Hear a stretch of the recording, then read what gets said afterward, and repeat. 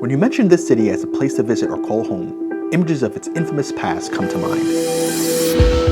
A history of legendary drug trade governed by ruthless cartels.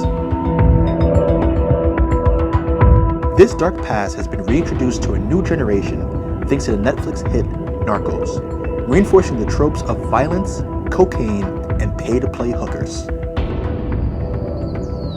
If this is all you know about Colombia, then you've got the gringo version. A misrepresentation of one of my favorite countries in the world.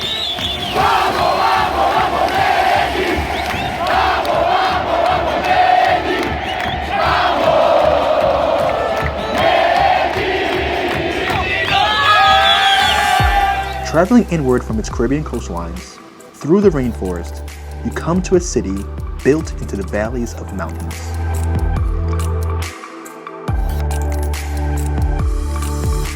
The story of this city can be told through its people, locally known as paisas. Like most colonies of the New World, a mashup of Spanish, indigenous, and African blood. Today we're going to see for ourselves what makes this place special in my eyes. Welcome to Medellin, Colombia, city of the eternal spring.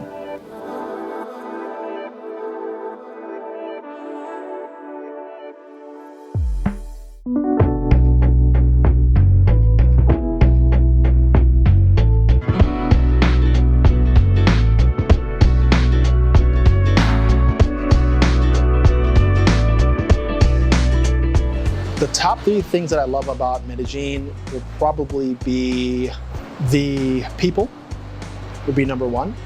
Number two would be the weather.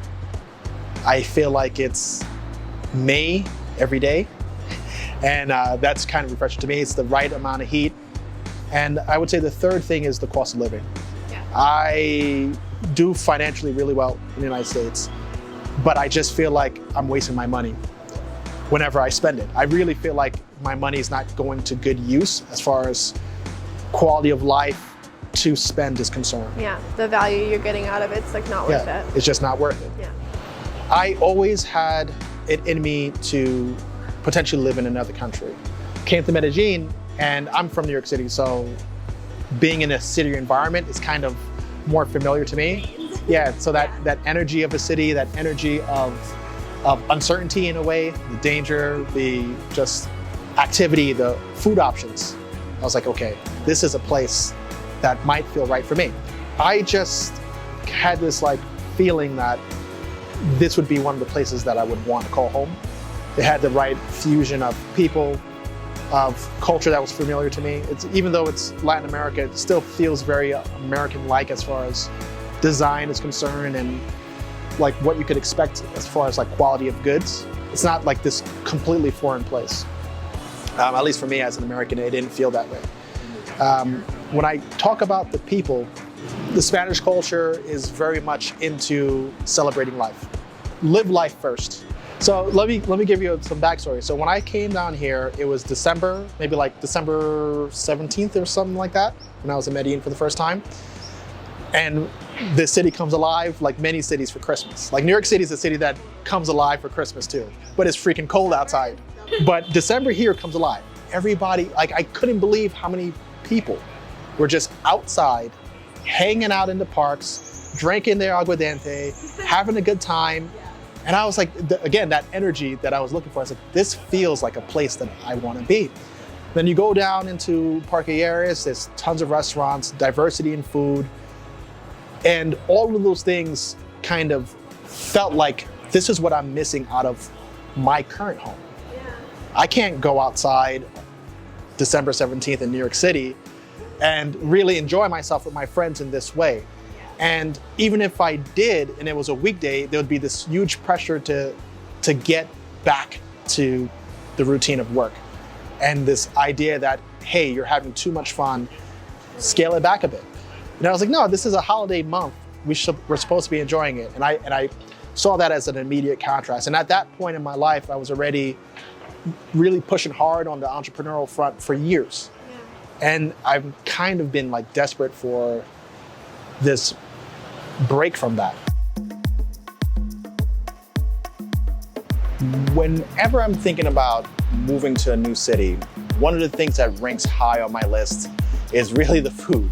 I need to know that there's like outstanding food culture in whatever city that I'm living in. I'm a bit of a foodie, and that really matters to me. Every time that I'm here, there's one restaurant that I always hit up specifically for their pork shank, and that restaurant is OCI. Now, OCI is more of like a modern mix or a modern interpretation of kind of Colombian cuisine, but also has this international feel that arrives on the menu. The restaurant itself is a lot like most restaurants that I see in emerging cities, where they're pretty high on design, but from like a hip, more modern perspective. And that shows in OCI's design as well.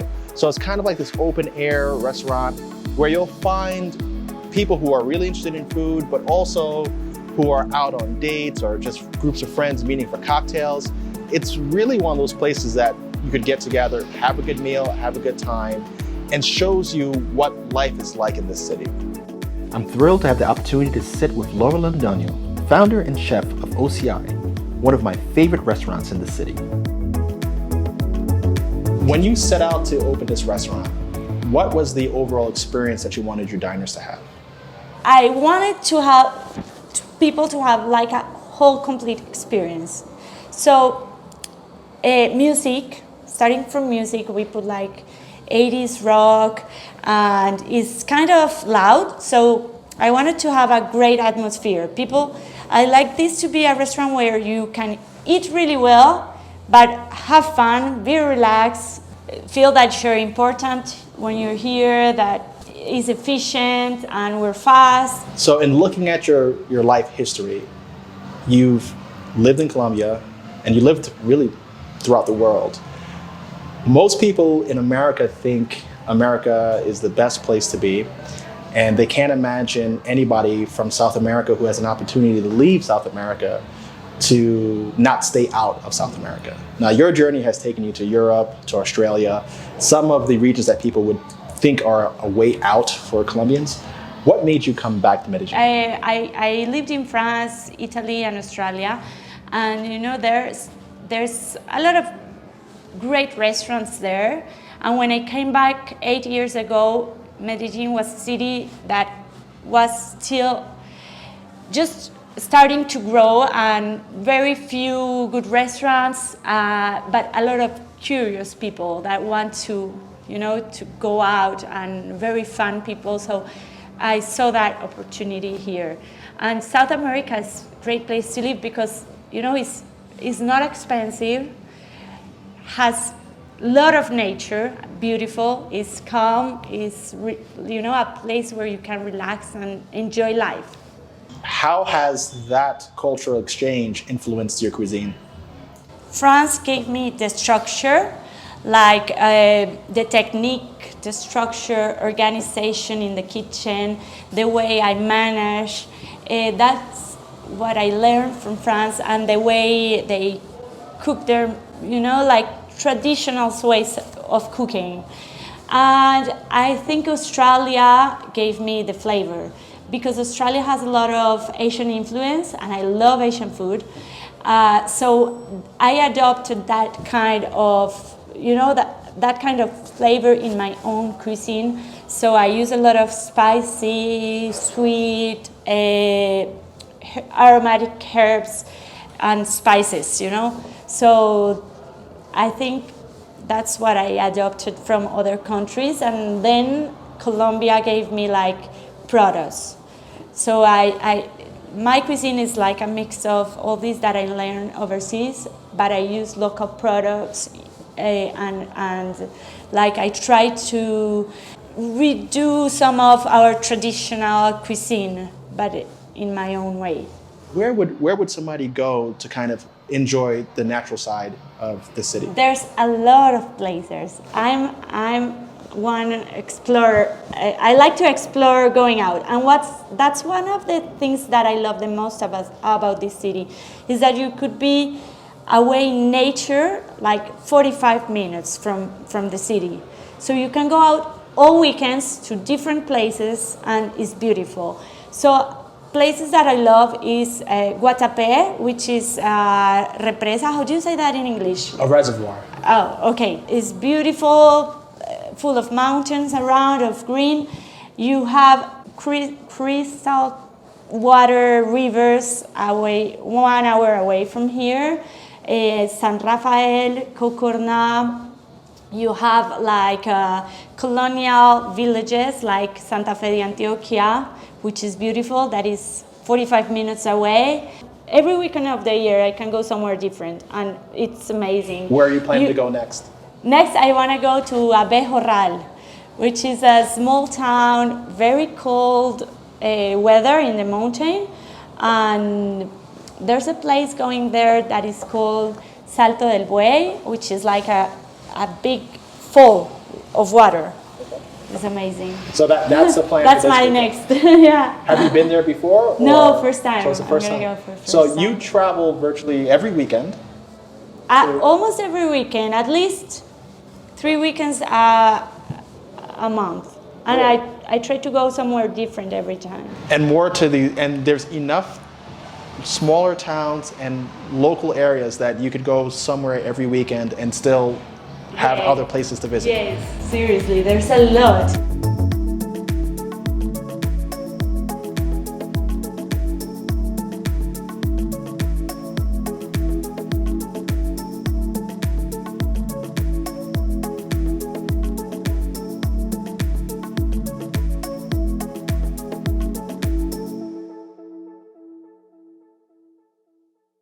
After my meal at OCI, I decided that I was going to take a break from the city and visit the countryside first thing in the morning. Guatapé is about 2 hours from the center of Medellin. I've heard such amazing things about this town that I figured it must be worth visiting. I ordered a car to take me there and invited my friend along for the trip. Guatapé is about 50 miles east of Medellin and takes about 2 hours by car or bus to get there. If leaving directly from Rio Negro Airport, it will take you about an hour by taxi and cost you $30 to $50. The ride itself takes you through the mountains and farmlands where locals have their houses known as fincas.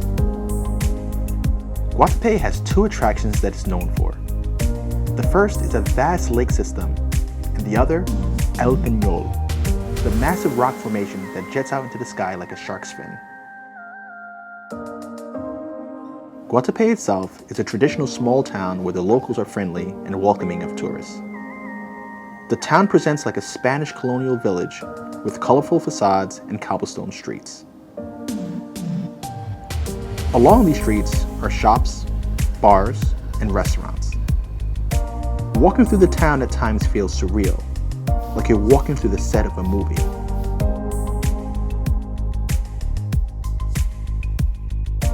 Speaking of restaurants, I grabbed a bandeja paisa, the most typical dish found in Medellin. Para mí, un bandeja paisa, más lo quieres carne molida, puedes carne de res. Okay. What's in a bandeja paisa? Rice, beans, chicharrón, steak, sausage, salad, sweet plantain, avocado, and top it all off with a fried egg. Just what I needed to fuel my body to climb to the top of the rock. El Peñol was first climbed by Luis Eduardo Villegas and 2 others who created a staircase system made of wood. This staircase allowed climbers to get to the top of the rock.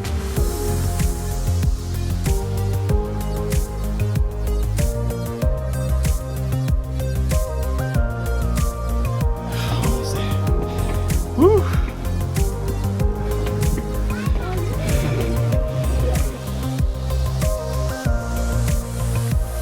After several stops and starts, and getting outworked by this little Colombian girl, I made it. In all, there are 708 steps.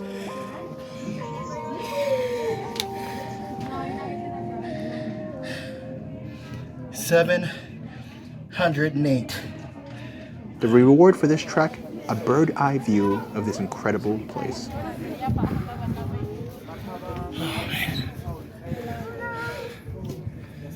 Gotta take a look at this view.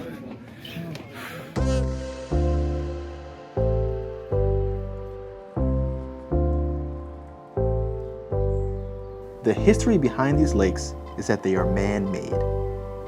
The result of building a hydroelectric dam allowing a river to backfill the hills and mountains of this region. This dam is now a top energy producer for the entire nation. Today, Guatapé is a town that all can visit when they need a break from the city life. Completely off the beaten path.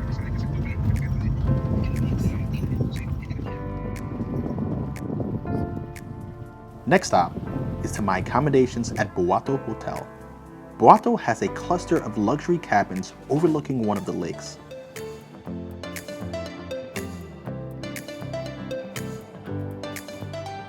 Walking into this cabin, you have a kitchen area and lake views from every room.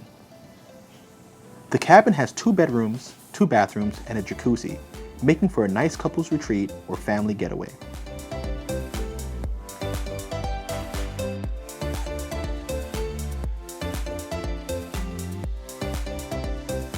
There are no televisions, allowing you to enjoy nature and water activities like sailing, hang gliding, and fishing. This is my home for the next few days.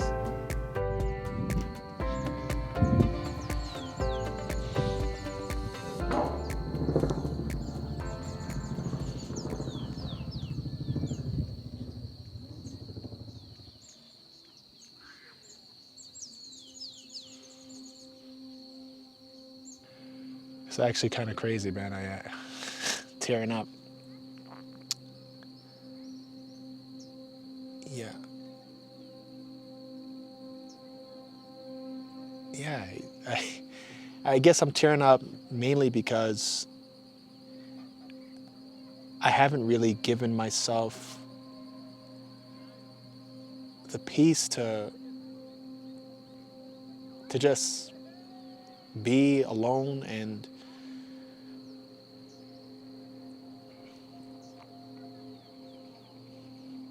take it all in. As a kid, I used to kind of go fishing with my dad. I didn't catch anything, but I used to go fishing with my dad, and I had a sense of like calm that I think I've lost. And what was it all for?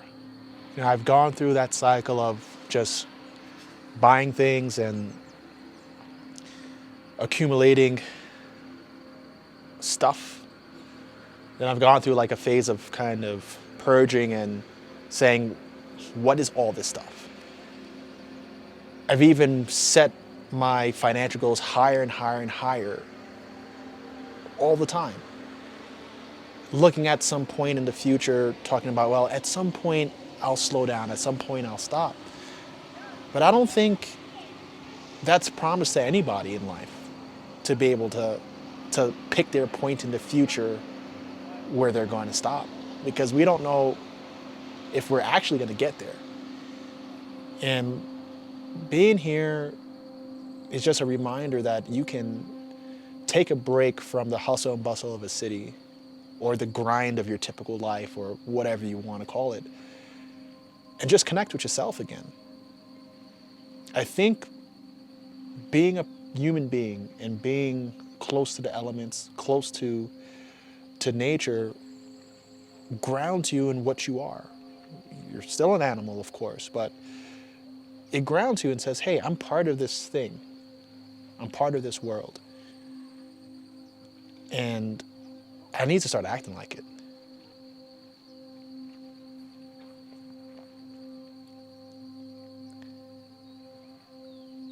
You know, I have 2 kids now, and I can't help but think how much they would like it to be here for a month out of the year. Canoeing, fishing like I did when I was a kid. And you're not gonna find that in your typical city setting. Somehow being in the city, you get lost in get from point A to point B as quickly as possible and structure your day so that you're optimizing time. But none of that really exists and matters. What matters is that you're supposed to get the most out of this thing this thing that we call life. And being in a place like this is a reminder of that we need to slow down and actually live.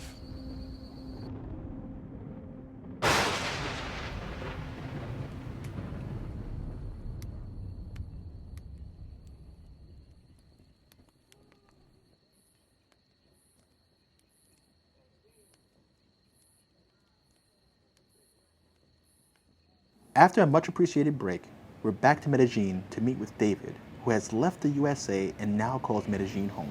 I wanted to see what made him pull the trigger and give life in another country a chance. Now, you're originally born and raised in Texas. Yes. And you somehow found your way in Medellin, Colombia. What brought you here? What brought me here? Well, I've always wanted to live outside the country, outside the States. Ever since I was 17 is my first trip internationally in Spain.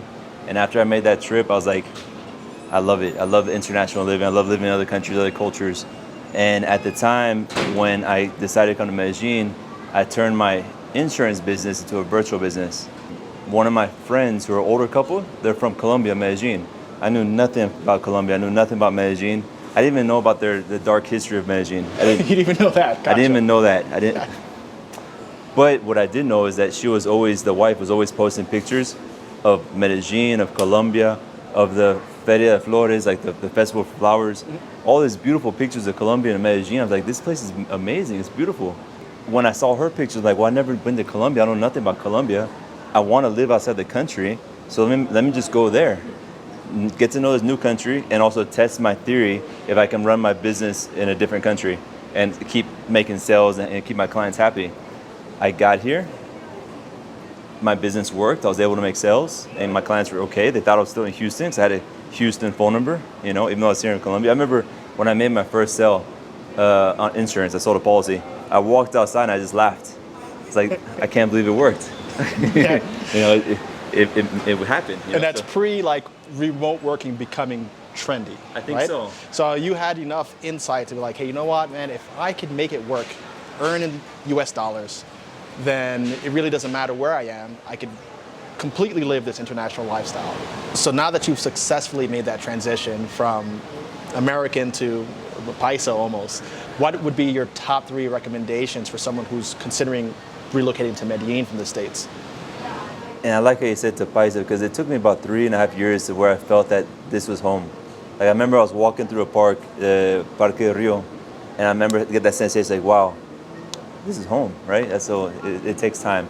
So my recommendations is don't just pick up and drop everything and move here. Like, don't sell all your stuff and sell your home and think I want to make, after seeing like YouTube videos and other people talking about it and making it seem like it's amazing, right?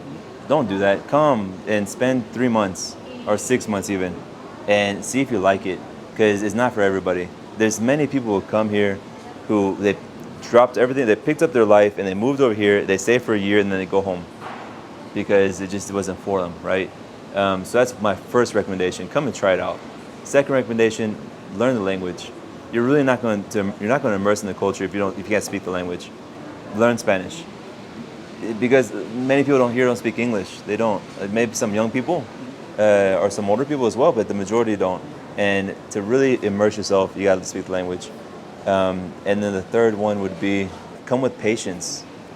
Come with patience, because things don't work as fast over here as back in the States. Things aren't as efficient, don't make sense.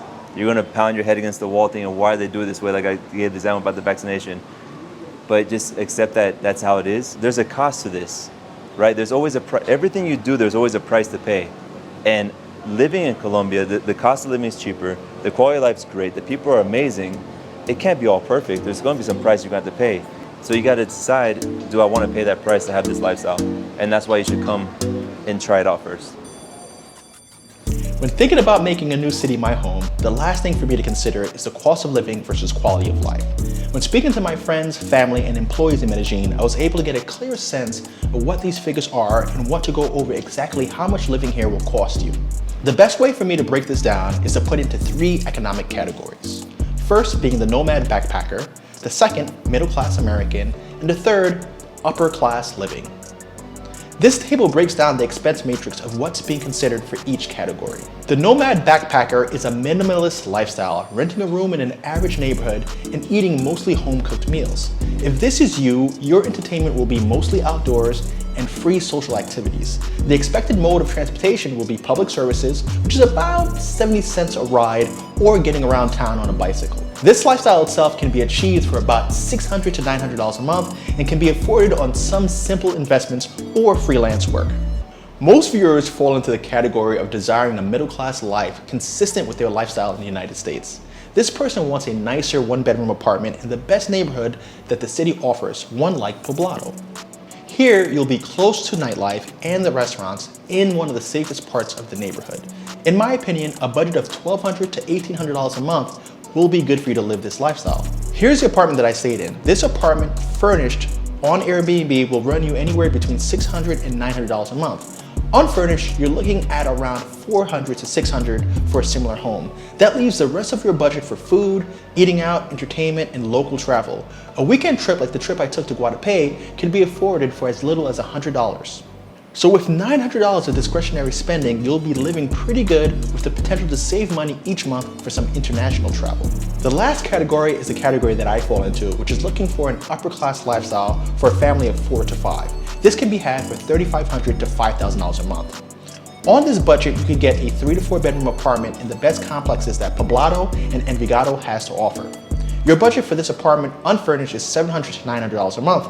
If you add another $400 to $600, you can find a place that is furnished. The complex will be gated with a pool, doorman, gym, sauna, and totally comfortable. You'd be able to hire a live-in nanny, daily housekeeper, cook, private school your kids, and enjoy the nicest restaurants or travel every single weekend. Overall, healthcare is good and inexpensive in Colombia. There are high-quality healthcare plans for $100 to $200 a month, but private pay is totally reasonable and a viable alternative to cover your costs as the needs arise. To be clear, a typical local salary will not cover the lifestyle that I chose to live.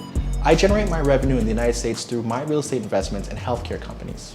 For all you remote workers who are able to retain your income, you now know how sweet life could be if you picked up and called Medellin home.